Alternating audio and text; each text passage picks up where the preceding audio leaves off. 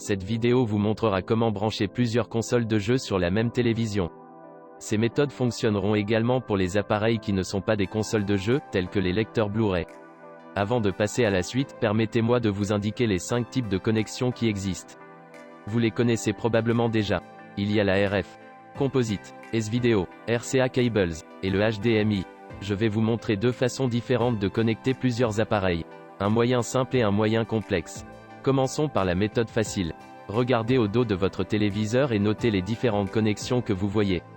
Ce nouveau téléviseur possède 4 ports HDMI, un port RF et un composant RCA Cables port qui fonctionne également comme un port composite. Comme j'ai 4 ports HDMI, je peux me brancher sur des systèmes HDMI comme la PS4, la PS3, la Xbox et Wii U une fois qu'ils sont branchés. Je peux ensuite basculer entre les différents systèmes en utilisant le bouton source de la télécommande. Ce bouton est appelé différentes choses sur différentes télécommandes. Parfois, on l'appelle entrée ou vidéo.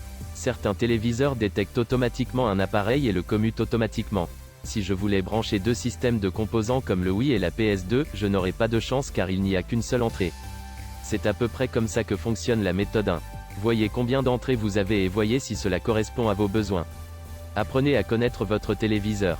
Si vous n'avez pas assez d'entrées, alors c'est le moment de la méthode 2. Qui peut se résumer en une phrase par un appareil qui vous donne plus d'entrées. Ces appareils portent des noms différents, les boîtiers de commutation, les sélecteurs de système sont des commutateurs sur ces appareils. Il doit y avoir plusieurs entrées comme sur votre téléviseur et elles sont généralement étiquetées avec le mot en anglais « in ». Il doit également y avoir un ensemble de ports étiquetés « out ». Vous branchez vos appareils sur les ports « in », puis vous connectez la sortie aux entrées de votre téléviseur. Vous sélectionnez généralement le système que vous souhaitez en appuyant sur un bouton. Mais certains appareils se sélectionnent automatiquement lorsqu'ils détectent un signal.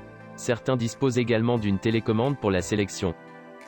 Certaines boîtes de commutation nécessitent de l'électricité et d'autres non.